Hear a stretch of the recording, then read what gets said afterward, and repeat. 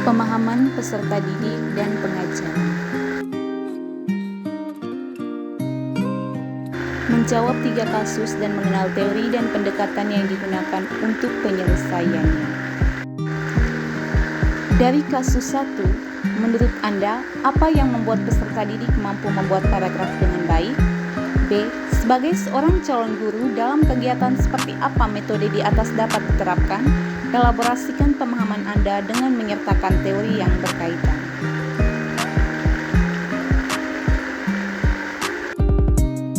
Peserta didik mampu membuat paragraf dengan baik jika mereka mampu menguasai beberapa keterampilan dan aspek tertentu dalam menulis.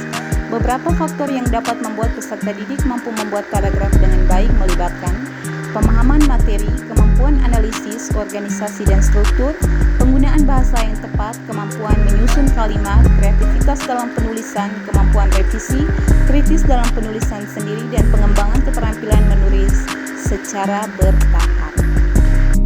Adapun langkah-langkah membuat paragraf: 1. Pemahaman topik. 2. Rangkuman pemikiran. 3. Pemilihan kalimat utama.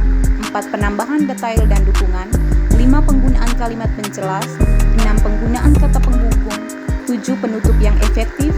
8. Tata bahasa dan ejaan yang benar. B. Pendekatan yang digunakan adalah pendekatan berbasis teks atau proses basis learning, sedangkan teori yang digunakan adalah teori konstruktivisme.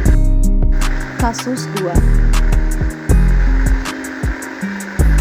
Dari kasus ini, menurut Anda, apa yang dapat Rina lakukan untuk membantu peserta didik sesuai dengan tahapan perkembangan usia? B. Mengapa Anda menyarankan hal tersebut? Elaborasikan jawaban Anda dengan menyertakan teori yang berkaitan. A. Berdasarkan tahapan usia, Rina dapat menggunakan langkah-langkah berikut. 1. Pengenalan huruf dan fonem.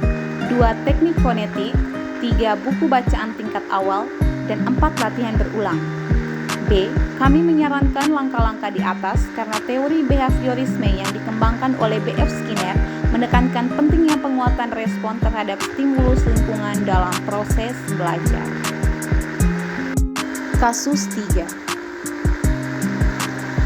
Berdasarkan kasus di atas, A. Menurut Anda, apakah pertimbangan dan keputusan MADE sudah sesuai? Mengapa demikian? B.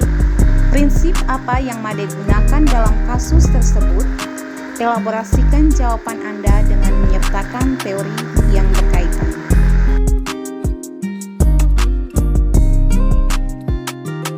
A.